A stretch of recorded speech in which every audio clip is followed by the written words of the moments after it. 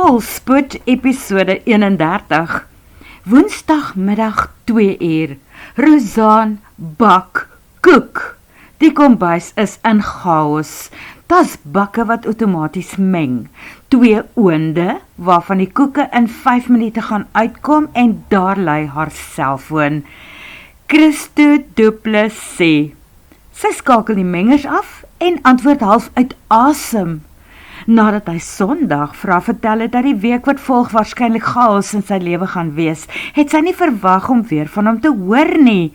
Beslis nie voor volgende naweek nie, en waarskynlik ook nie daarna nie. Wat beteken dat iets verkeerd moet wees, erns met iemand? Sy vra, Christo, wat is verkeerd? Niks waarvan ek weet nie, behalwe die oorlog en gerugte van oorlog in die Midde-Ooste. Hy bly skielik stil en voeg by, tensy daar iets is waarvan jy weet, wat ek nog moet uitvind. Hoe gaan dit met jou, Rozaan? Goed, dankie, en jy, Christo? Uitstekend, dankie. Ek het gewonder of jy lus is om vanaand saam met my te gaan pizza. Oulike plek sommer hier naby. Lekker houtgebakte pizzas met kaas wat lang drade trek. Sy huiwer. Wat vertel sy na dese vir haar hart?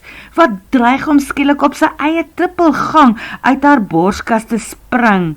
Sy die ding mos na Sondag al ingelig dat hulle die man nooit weer gaan sien nie. En buitendien, weeg jy haar reg om vir iemand om te gee? Sy's 'n weduwee en sy mag mos nie vir Bert, die man van haar jeug, vergeet of verraai nie. Die volgende oomblik val daar 'n skaduwee oor haar in die kombuis. Sy sien net vir 'n oomblikie stewels en toe hoor sy duidelik, gaan saam met Christo Duplessis, hy is die regte een vir jou. Sy skrik so, dat die foon met 'n boog trek. Rozaan duik haastig agter dit aan en tel dit op. Rozaan, is jy daar? Is alles reg? Het jy geval? Hoor sy, toe sy die foon na haar oor toe bring en om haar rondkyk. Waar is Bert? Sy weet hy was hier. Iets van hom was hier. Dan sien sy dit in die weerkaatsing van die oond se glas. Hy waai met die hand en draai sy rug op haar. Wag eers! Nee, moenie gaan nie. Ons moet eers praat. Nee, dis klaar. My tyd is verby. Ek is lief vir jou, maar ek is nie meer van hier nie. En jy is nie veronderstel om alleen oud te word nie, want jy gaan nog lank op die aarde wees. Is dit 'n stem wat van buite af na haar toe aankom, of praat dit hier binne in haar? Wat dit ook al is, op daardie oomblik voel sy hoe vrede oor haar afsak. Het jy mense by jou, Rozaan? Moet ek jou liewer later terugbel? Vra Christo. Nee, hier is niemand nie. Hier is niemand meer nie, is net ek, antwoord Rozaan voordat sy byvoeg. Dit sal reg wees, dankie Christo, ek sal graag saam met jou gaan. Gaaf, dan sien ek baie uit daarna. Maar is jy alright? Het jy die foon laat val? Of het jy self geval? Wat het daar gebeur? Vra hy. Nee, ek is reg, het was net die foon. Ek bak vrugtekoeke vir die tuisnywerheid en vir die bestellings wat ek ontvang het. Met brandewyn in? O ja, en die brandewyn kom in die beslag en nie in 'n glas nie? Vra hy met 'n lag in sy stem. Dan ken jy ook die grappie van die vrou wat graaf met vrugtekoeke en brandewyn gebak het. Sy sit selfs daarvan in die deeg, spot Rozaan. Dit klink soos die antwoord van 'n nugter vroumensie.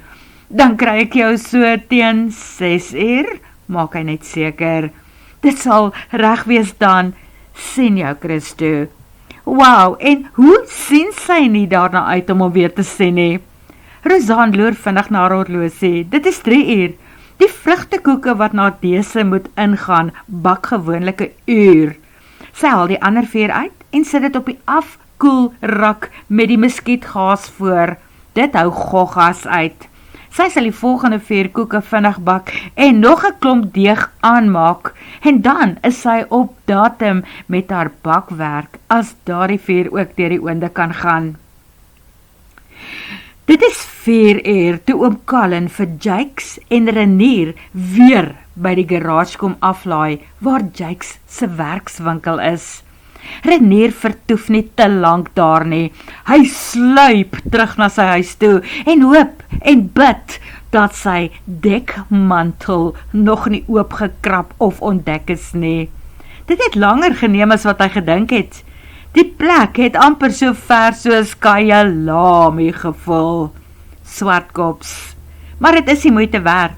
Hy was lanklaas so in sy skik met homself. Dit was 'n taak goed gedoen. Eintlik is dit Jakes en oom Colin wat op pad terug nie kon uitgepraat raak oor vandag se gebeure daar by die Swartkops renbaan en die rol wat Renier Du Plessis gespeel het nie. Hulle praat van 'n ster wat gebore is. Daar is nou net een ding, sy pa Frank sal moet inkoop by sy planne. As hy dit nie gaan doen nie, loop hy van die huis af weg. Hy sweer amper sommer, hy vang 'n geleentheid op 'n Boeing in die wiele Amerika toe, soos wat hy al gehoor het, mense gedoen het. Al weet hy dat hulle meestal gedooi het op pad daarna toe, as hulle op daai manier vlieg. Vanoggend het seepglad verloop, maar as hy uitgevang is, brand sy alie vanaand weer, maar dit sal die moeite werd wees. Toe ma 10 uur uitstap om vir pa in die winkel te gaan help, het Renier soos altyd sy komberse toertjie gedoen en die bed so opgejazz, dat het lyk asof waar iemand slaap. Toe het hy sy toksak met sy racing suit, sy helmet en sy beursie gebruik en koers gekry. Colin het al daar vir hom gewag by die garage waar Jake werk. Daarvandaan het hulle met Colin se smart, nuwe bussie weggespring. Dit het gevoel asof hulle vir altyd ry om by Swartkops renbaan uit te kom. Daar het die eienaar van die Formule V kar vir Renier touwys gemaak oor hoe die kar werk. Toe het Renier ingeklim en eers stadig weggetrek. Hy is eenmaal stadig om die baan, om die teeroppervlakte deeglik te bekyk en die gevoel van die kontoure en gladde plekke op die pad te kry. Hy was nog nooit tevore op Swartkops nie, maar vanselfsprekend kyk hy na al die wedrenne wat daar gehou word op hulle YouTube-kanaal. Daar is nie 'n plek waar 'n kar al van die baan afgegly of op die grond beland het, wat nie in Renier se geheue vasgebrand is nie. Veral daarbo by die Mercedes losie en geboue, daar gaan gereeld karre af. Sy tweede maal om die baan het Renier so hier en daar begin voet neersit. Die gevoel van die kar begin kry wanneer dit heeltyd in beheer is. Daarna het hy gejaag soos wat Mario Andretti altyd gesê het, as die kar nie half 'n lewe van sy eie en amper buite beheer voel nie, dan ry jy nie vinnig genoeg nie. Dit het hy toegedoen, nog 2 maal, en toe wys hulle vir hom, stop, tyd om in te kom. Die manne daar het deur hulle tande gevluit, hulle het nog nie so iets gesien nie, al wou hulle duidelik nie te veel voor hom sê nie. 'n Man moenie nou al groot kop kry nie, het een vir Jakes en vir Colin gesê, daar waar Renier nie veronderstel was om te hoor nie, maar sy ore was antennes, hy het alles gehoor wat hulle sê, en een ding was verseker, hulle wil en sal weer met hom kontak maak, nog in die volgende 2 weke. En Colin begin om voelers uit te steek. Hy wil praat met ouens wat die Formule V karre bou.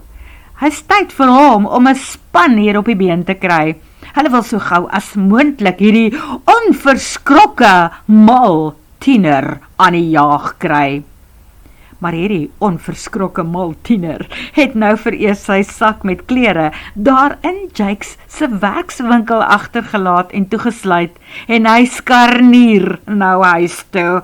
Sy bene bewe vir die eerste keer vandag, en dit oor die moontlikheid dat hy dalkies uitgevang is, dat sy pa, sy ma, sy suster en die polisie by die voordeur van hulle huis op hom wag. En daar staan ma op die stoep, selfoon teen die oor, net soos wat hy verwag het. By haar is Vivian, en die se oë is so groot soos perings. Renier swenk van die paadjie af en spring oor die heining van die erf wat net langs hulle sin is. Daar is gewoonlik nie in die dag mense by daardie huis nie. Hy sluip langs die stop-nonsens muur af tot agter die garage, wat half agter hulle huis is. Daar hys hy homself teen 'n appelkoosboom se tak op, tot bo op die muur en toe oor die dak agtertoe. Hy spring ligvoets agteraf in hulle erf en voel aan die stoorkamer agter die garage deur. Dis gelukkig oop. Hy stap in en voeter tussen die goed daar binne rond, totdat hy sy laaste BMX fiets kry, die een wat hy persent gekry het toe hy nog 12 jaar oud was. Hy stoot die ding uit en begin weer op hom ry. Na rukkie begin hy toertjies doen daar langs die huis, lig die voorwiel en balanseer op die agterwiel. Hy ry ewe ongeërg tot langs die stoep. En daar doen hy 'n dwars stop.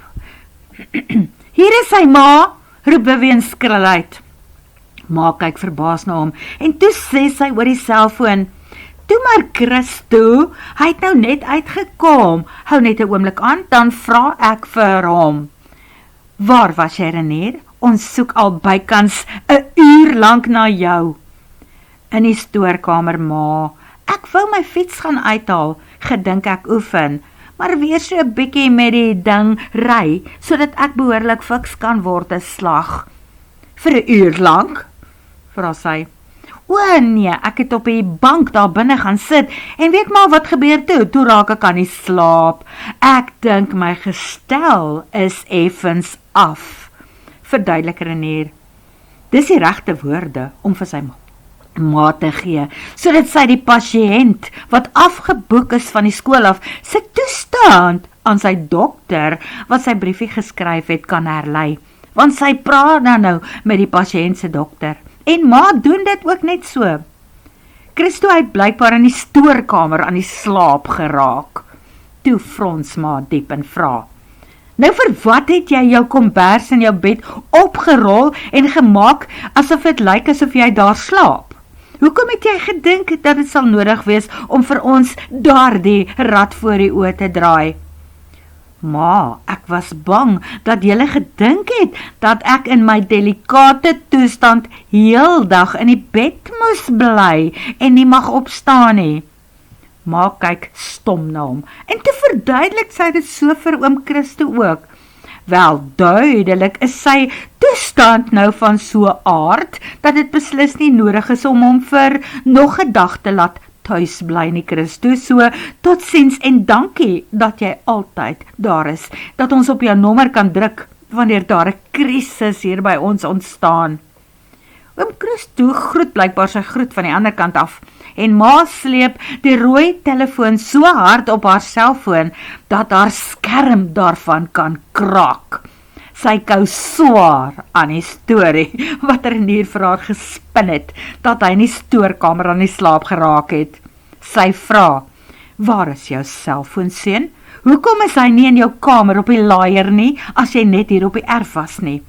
"O, jessie ma, hy is hier in my sak." "Afseker, want ek het jou 5 keer probeer skakel."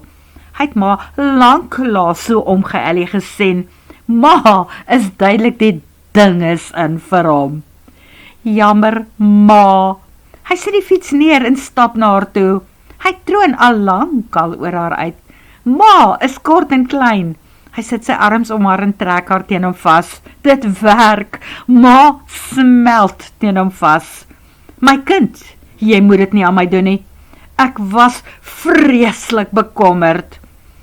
"Ek sal nie iets oorkom nie, ma. Moet asseblief nie bekommerd wees nie. Die familie sê mos, ma het 'n wit broodjie tussen haar 4 kinders, en daai spesiale een is nie een van die 3 meisiekinders nie." Renier vryf oor ma se hare, en toe staan hy terug en lig 'n vinger. "Jy beter nie," sê ma. Daarna stap sy by die huis in, om te gaan kyk of daar al iets aan die gang is vir aandete. Hulle het mos 'n kok wat vir hulle kook. Wanneer Renier omdraai, staan Vivian met haar vuisies in haar sye na hom en kyk. Ok, nou is ma weg, en jy kan vir my sê waar jy heel oggend was. Jy weet ek sal nie klik nie. In die stoorkamer, sê hy. Hi, Kona. Iets op Vivian se gesig wys dat dit presies in daardie einste stoorkamer is waar sy 10 minute gelede nog na hom gesoek het. Die dat die deur oopgesluit was en nog nie weer gesluit is nie. Hy beter vir haar dankie sê daaroor. Ek sal vir jou later sê waar ek was. Jy beter, want jy skuld my. Big time, bra. Ek het vir jou gecover. Heeltyd vir ma gesê, dat jy waarskynlik net hier iewers op die erf besig is om aan iets te vroetel, of dat jy dalk net vinnig oorgestap het na Jake's by die garage, om 'n paar woorde met hom te gaan wissel. Christo kyk eers weer op sy selfoon, voordat hy dit in sy baadjie se sak druk. Sies tog, sy skoonsister het nou so paranoïes geklink, toe sy na haar enigste rammetjie gesoek het. En ma klink seker maar so, as haar seun se maat die vorige dag begrawe is. Vir die res van die middag maak sy gedagtes kort 'n draai, by Rozaan ook. Dit het haar ook oorgekom, sy het 'n kind en 'n man in een ongeluk verloor. Hy dink aan al die ander ouers van kinders, oor wie se liggaampies hy al in sy lewe 'n blink kombers moes gooi. Daarna moet hy homself weer dwing om sy kop terug te bring na die nou en die hier en die pasiënt wat met groot oë sit en wag om te hoor wat hom makeer. Al vertel die helfte van sy pasiënte gewoonlik vir hom presies wat met hulle lywe aan die gang is. Dr. Google is lewendig en dit gaan baie goed met sy kollega daar op die internet. Hy het gesê hy sien Rozaan hopelik 6 uur. Dit is eers 5:30 toe Gwen vir Christo kom sê dat hy nou maar die kliniek mag verlaat. Die Gerbers dink miskien hulle is die baase van hierdie plek, maar Miss Gwen regeer hulle almal met 'n eysterhand. Terwyl Christo na die Land Rover onder die afdak stap, sleutel hy Rozaan se nommer in. Hy gaan 'n bietjie laat wees, laat weet hy, maar hy is op pad. Hy moet net eers gou gaan stort. Wees rustig, stel sy hom gerus. Sy staan reg en is aangetrek, maar sy wag ook vir haar laaste koeke om nou uit die oonde te kom, en sy sien uit daarna om hom weer te sien. En hy? Christus spring haastig onder die stort in, toe hy by sy huis kom. Hy droog af en trek skoonklere aan. Daarna klim hy weer in sy Land Rover en ry na Villa Schultz toe. Rozaan kom met flink stappie van die stoep af aan, en hy hou stil en klim uit. Hy maak sy arms oop, en toe sy daar instap, en haar teen hom kan vastrek, weet hy, dat die koel deur die kerk is. Hierdie enetjie gaan hy stadig, maar seker vir homself aankeer kansel toe. Word vervolg.